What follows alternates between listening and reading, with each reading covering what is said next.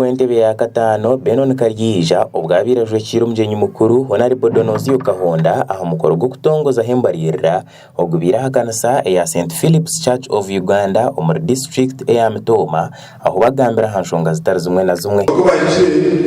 baba kwiyani rugana rw'inka cyakabera umuyune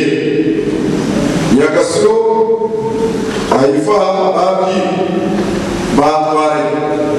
n'ibakana bakorobeye yokatana bizaho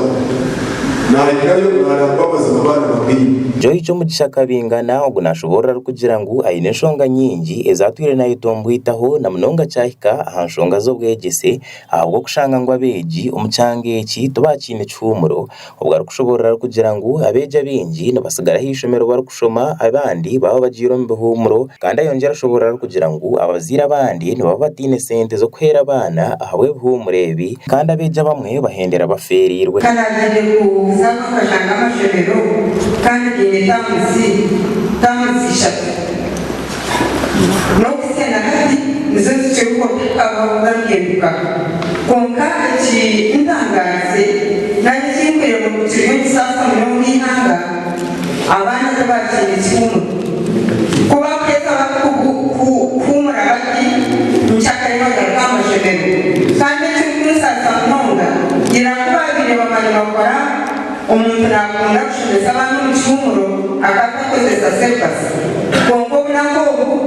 serivasi yekuzamu no mu cyumuro bagirire sente mutazine ozine wabuzamu kandi abana bakwegwa kumanya ukufoma kagabo icyo mukureba bayitire yongera abantu bakumanya kuvura kweka abo abana batangira umwishimiro bagirira umwishimiro bagiye kubona yona yokagoma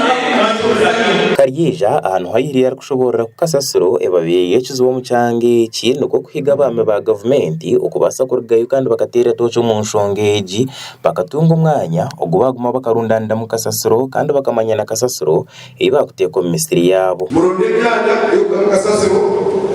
kandi murebwe umwana bagirenda imeshe y'ushondegene yoga neza n'ushondegene yoga ndebyo mutochezana nazakongiro nabsheni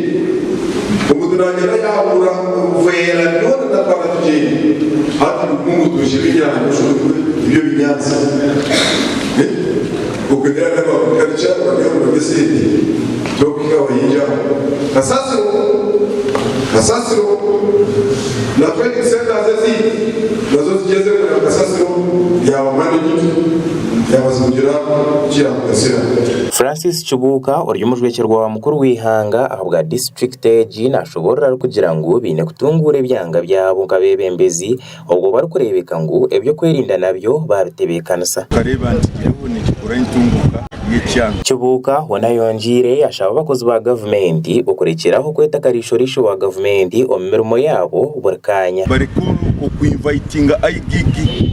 ayigigi yabo mjenyi wawe munongo mucyanga numanyo inebiso ayigigi nitwenda ije atari yo mumotoka ye ya yuse ataruhubiyo kucondoza ke bintu yagenda kubi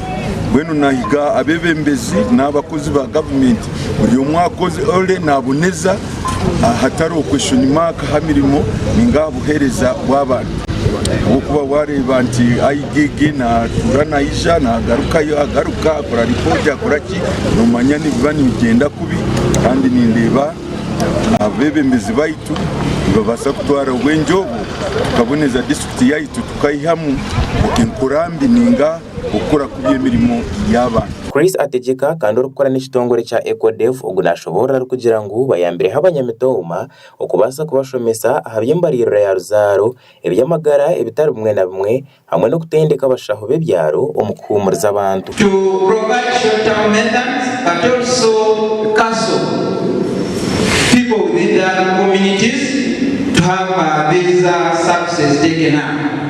We train them workers both in cervical cancer screening and treatment. Just recently, a week ago, we had also a training of 10 other health workers on postpartum family planning, but also how to handle the youth. Amakora gashakwa Olivia na Sasra ahabwa Sky TV Omar Mitoma.